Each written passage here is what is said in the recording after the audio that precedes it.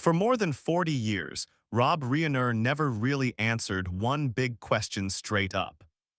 Whenever people asked him about All in the Family during interviews, he would go on and on about how awesome the show was, the smart writing, and the huge impact it had on everyone. But he always stayed super quiet and careful about one person's name, Carroll O'Connor. On the TV show, Archie and Meathead were always fighting like crazy. They yelled back and forth across the living room about all the big stuff America was divided over back then. Off the show, no one really knew what they thought of each other for real. That quietness made people gossip and spread rumors that they probably didn't get along, with big egos getting in the way and some old bad feelings hanging around.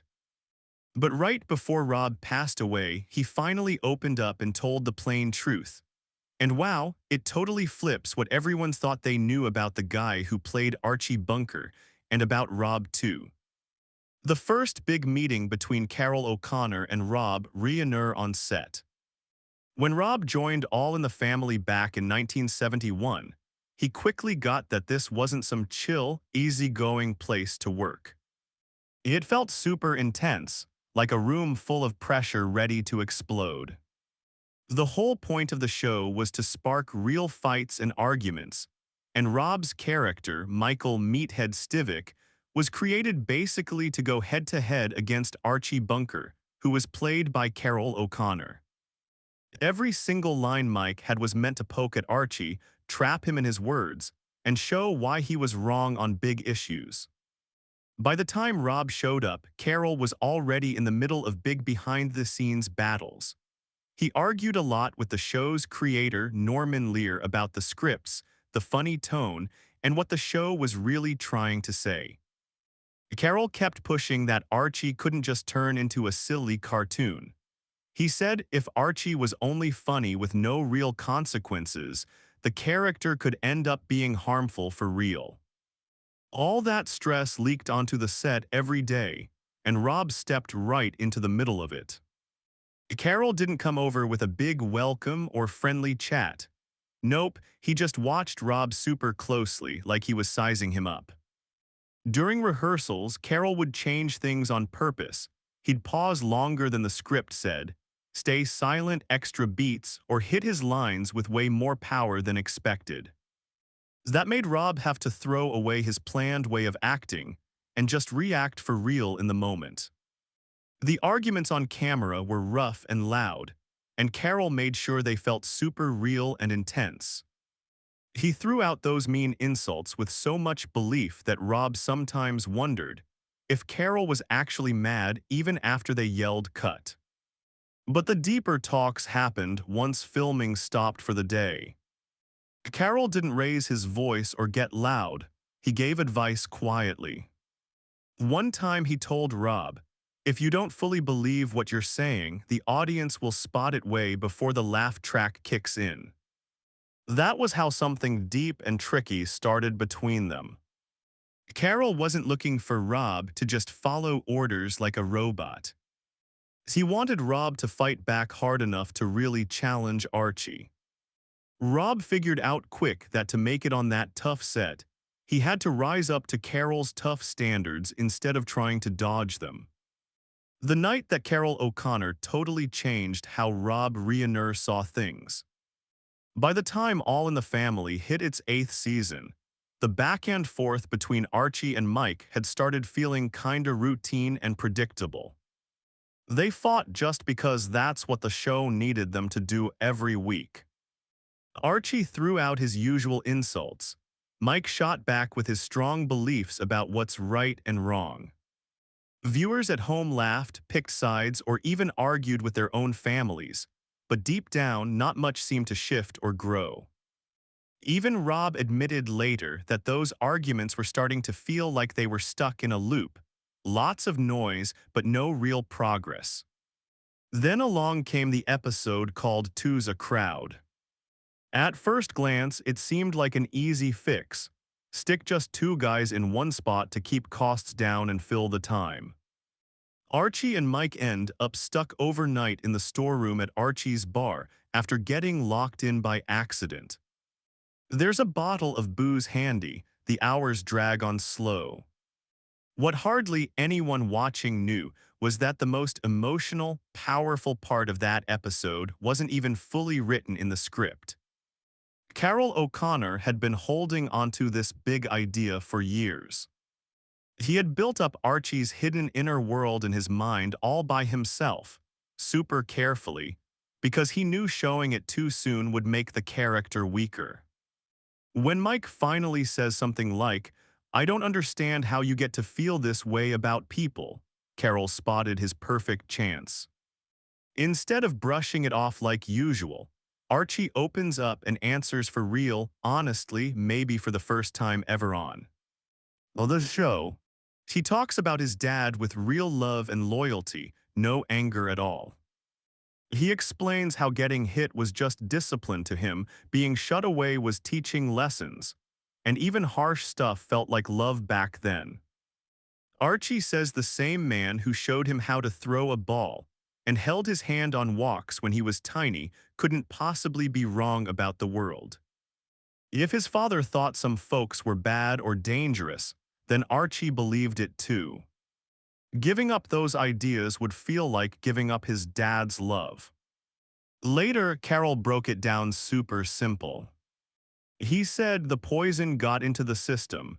It was passed down from father to son. It was part of Archie's family history. This wasn't saying prejudice was okay or an excuse. It was just showing how it starts and sticks around. Rob got it in a flash. Instead of hitting back with more political talk or winning the argument, he switched up how Mike reacted. He just listened quietly. He let the silent moments hang there. When Archie finally dozed off from the drinking, Mike gently put a blanket over him. That sweet move wasn't written down at all. It was all Rob's idea in the moment.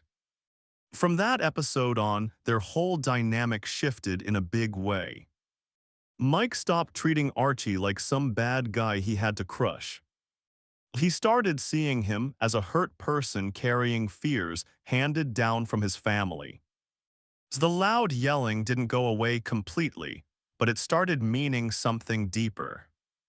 Pure hate turned into real understanding bit by bit, and that understanding made every fight feel more real and touching. The real truth about who Carroll O'Connor was. Rob figured this out kinda late, sadly. When All in the Family wrapped up in 1979, Carroll O'Connor left still totally tied to Archie Bunker in people's minds. Fans and regular folks couldn't split the actor from the role. He got hate mail calling him racist. Some folks cheered Archie like he was their hero. Others figured Carroll must secretly think the same awful stuff.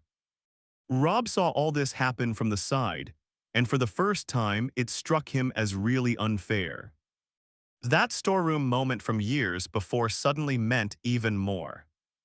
He knew Archie's hate came straight from his tough past, got examined closely on the show, and was put out there on purpose to make people think. And he knew for sure that Carroll hated every single thing Archie stood for. Away from the cameras, Carroll was calm, kinda quiet and shy even. He stayed away from fancy Hollywood parties, loved reading books more than big crowds, and always picked his words with care. In talks with reporters, he described Archie as a guy who never smiled much and never had kind things to say, saying that kind of deep bitterness wasn't something you pick. It's handed down like an illness.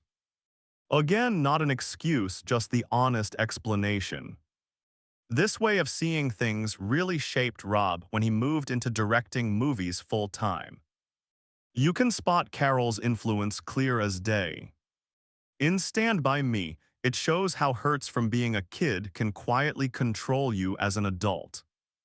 A Few Good Men digs into how people in charge teach, blind following rules before teaching what's truly right or wrong. Rob said straight out later that Carroll taught him one huge lesson. Don't push the audience to think a certain way with lectures. Just let the characters open up naturally, and people will make up their own minds. Even with all the old gossip flying around for years, Rob was super clear when he talked about how they really got along. "We didn't fight at all off camera," he said. "We had enormous affection for each other, real deep respect and care. It wasn't the loud, showy kind of friendship. They didn't hang out for photos or joint interviews. Their connection was quiet, built on real trust from all those tough scenes." When Carroll O'Connor passed away in 2001, Rob didn't jump to tell stories or set the record straight right away. He kept quiet, figuring the amazing work on the show would speak loud enough on its own. But as years went by and he got older, Rob saw that his silence let wrong ideas stick around, and he decided he couldn't let that keep happening. Rob Reiner's last words about Carroll O'Connor. At 78, Rob talked about Carroll with no need to defend old stuff, no extra nostalgia, and no acting like it was a performance. He didn't have to guard myths anymore or make hard truths sound softer. Time had cleared away all the extra noise. All that's left is pure clarity and a calm feeling that he had a duty to finally share what stayed quiet for way too many years. Rob came to see that Carroll O'Connor spent his career doing one of the toughest jobs any actor could choose, playing hate so real and true that nobody could ever mix it up with something good, even if it meant millions got him wrong. Carroll knew the huge risks from the start. He knew some watchers would root for Archie instead of questioning his views. He knew others would think the character and the actor were the same person. He took on that heavy load anyway, sure that showing ugly truths straight up was way more important than everyone liking him. "He was one of the kindest men I ever met," Rob said simply. "People thought maybe Archie lived inside him somehow. He didn't, not at all." Those few words carry so much from all those decades.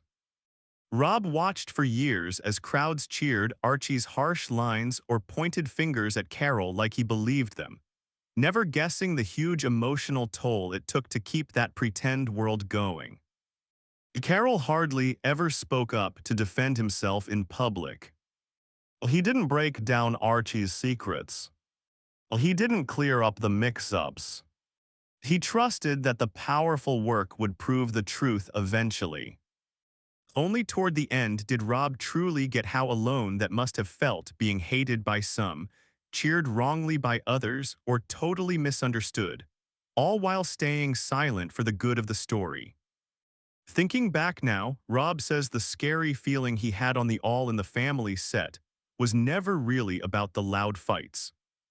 It was about worrying he wouldn't measure up to Carroll's high bar. Every little pause, every quiet beat, every made-up line in the moment felt like a hidden question. Is this real and honest, or just the simple way out? What used to feel like constant tough pressure, Rob now sees as the best kind of guidance and teaching. Carroll never wanted blind loyalty or big praise. All he wanted was pure truth in the acting. The final truth Rob shared is straightforward but hits hard. Carroll O'Connor shouldered America's most hateful character so nobody else had to. He soaked up all the hate, the mix-ups, and the uncomfortable feelings, and he managed it without ever turning into the person he was pretending to be. So what do you think? Was Carroll O'Connor misunderstood by so many or finally understood perfectly, even if it came too late? Drop your thoughts in the comments.